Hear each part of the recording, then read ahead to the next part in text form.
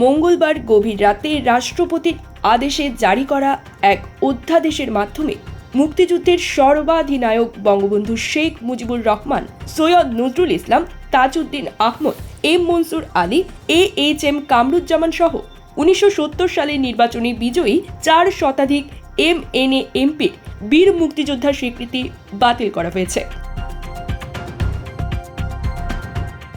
রাত 11টায় জাতীয় মুক্তিযোদ্ধা কাউন্সিল এই অধ্যাদেশ গ্যাজেট আকারে প্রকাশ করে। অধ্যাদেশ অনুযায়ী শুধু মুক্তিযুদ্ধকালীন প্রবাসী সরকারি নন, আরও 4 শ্রেণীর স্বীকৃতিপ্রাপ্ত বীর মুক্তিযোদ্ধার পরিচয় মুক্তিযুদ্ধের সহযোগী হিসেবে নির্ধারণ করা হয়েছে। এর প্রথম শ্রেণীতে রয়েছেন যেসব বাংলাদেশি পেশাজীবী বিদেশে মুক্তিযুদ্ধের পক্ষে বিশেষ অবদান রেখেছেন এবং বিশ্ব জনমত গঠনে সক্রিয় ভূমিকা পালন করেছেন। দ্বিতীয় শ্রেণীতে যারা মুক্তিযুদ্ধকালীন গঠিত বাংলাদেশ সরকারের অধীন কর্মকর্তা কর্মচারী বা দূতসহ অন্যান্য সহকারী হিসেবে দায়িত্ব পালন করেছেন।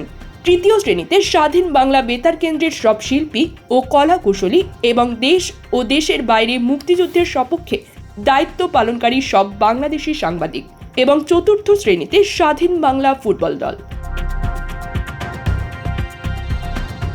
জাতীয় মুক্তিযোদ্ধা কাউন্সিল আইন 2022-এ বঙ্গবন্ধু শেখ মুজিবুর রহমান সহ প্রবাসী সরকারের MNA, MPA এবং উল্লেখিত 4 শ্রেণীর সবাই বীর মুক্তিযোদ্ধা হিসেবে স্বীকৃত ছিলেন।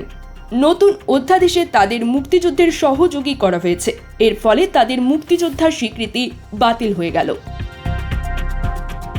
এদিকে বুধবার মুক্তিযুদ্ধ বিষয়ক মন্ত্রণালয়ের উপদেষ্টা ফারুকী আজম বলেছেন, মুজিবনগর সরকারে যারা ছিলেন তারাও মুক্তিযোদ্ধা, তবে ওই সরকারে কর্মকর্তা কর্মচারীরা সহযোগী মুক্তিযোদ্ধা হিসেবে বিবেচিত হবেন। তিনি আরও বলেন, প্রজ্ঞাপনে বিষয়টি স্পষ্টভাবে উল্লেখ থাকলেও এটি নিয়ে বিতর্ক সৃষ্টি করা হচ্ছে। News desk, Probashon news.